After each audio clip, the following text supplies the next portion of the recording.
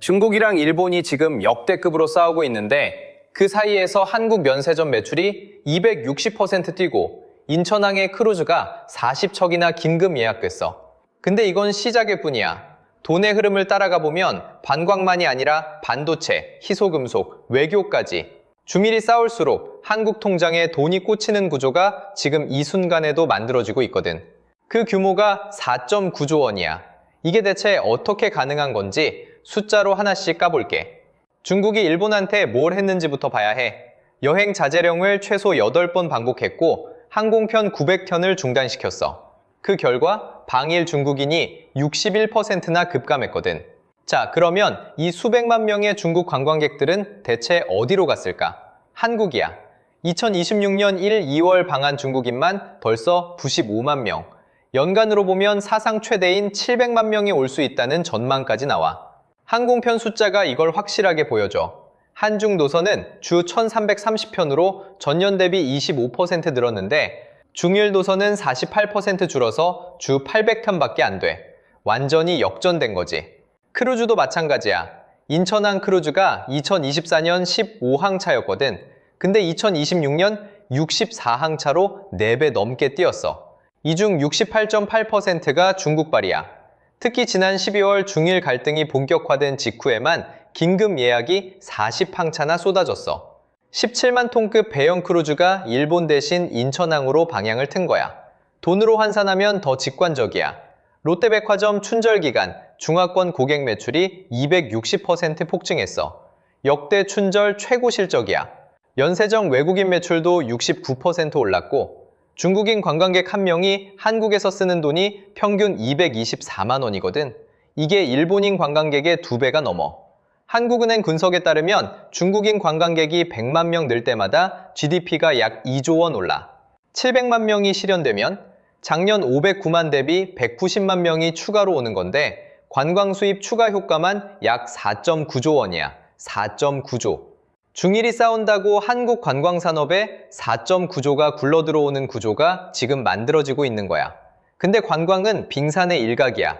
진짜 큰 돈이 움직이는 건 반도체거든. 중일 싸움이 반도체랑 무슨 상관이냐고. 직격이야. 일본이 중국한테 반도체 회로를 새기는 감광재, 포토레지스트 출하를 전면 중단했어. 문제는 CXMT 같은 중국 반도체 기업들이 이 감광재의 90% 이상을 일본에서 가져다 쓴다는 거야. 이게 왜 한국한테 좋은 뉴스냐면 CXMT가 D램 시장 점유율을 공격적으로 늘리려 했거든. 삼성이랑 SK하이닉스 입장에선 골치 아픈 경쟁자였어. 근데 일본발 소재 차단으로 CXMT 확장 계획에 제동이 걸린 거야. 경쟁 압력이 줄었고 메모리 가격도 버텨주는 구조가 된 거지. 숫자로 확인해 볼게. 2026년 2월 한국 반도체 수출 251.6억 달러, 전년 대비 160.8% 증가, 월간 기준 역대 최대야. 1월 대중 수출은 46.7% 뛰었고 3월 전체 수출은 533억 달러로 신기록을 갈아치웠어. 무역 흑자가 13개월 연속으로 이어지고 있거든. 물론 이건 AI 투자붐까지 겹친 결과야. 근데 중일 갈등이 중국 메모리 업체의 발목을 잡으면서 한국 반도체 수출에 날개를 달아준 건 분명해. 그리고 한 가지 더, 이건 처음이 아니야. 2012년에도 똑같은 패턴이 있었어.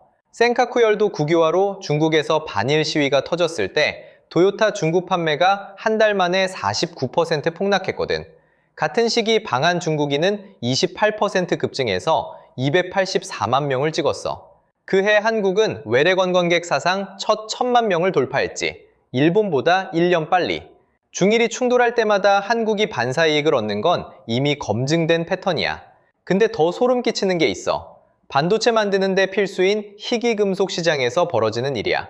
반도체 필수 희귀금속, 갈륨이랑 게르마늄. 이름이 낯설어도 상관없어. 중요한 건 숫자야. 중국이 일본한테 이 두 금속 수출을 완전히 틀어막았어. 2026년 1, 2월 대일 수출량이 정확히 0이야. 작년 같은 기간엔 갈륨만 8,000kg을 보냈거든. 8,000에서 0으로 완전 차단이야. 당연히 가격이 폭등했지. 갈륨 가격이 킬로그램당 257달러에서 1,112달러로 4.3배가 뛰었어. 여기서 한국 기업이 움직였어. 고려아연이야. 온산제련소에 557억 원을 투자해서 2028년부터 연 15.5톤 갈륨을 생산한다는 거야. 이미 게르마늄은 생산하고 있었고 갈륨까지 더하면 중국에 의존하던 4대 전략광물을 모두 국산화하는 첫 민간 기업이 되는 거지. 고려아연의 희소금속 매출 변화가 이 흐름의 스케일을 보여줘. 1년 사이에 100억에서 5천억으로.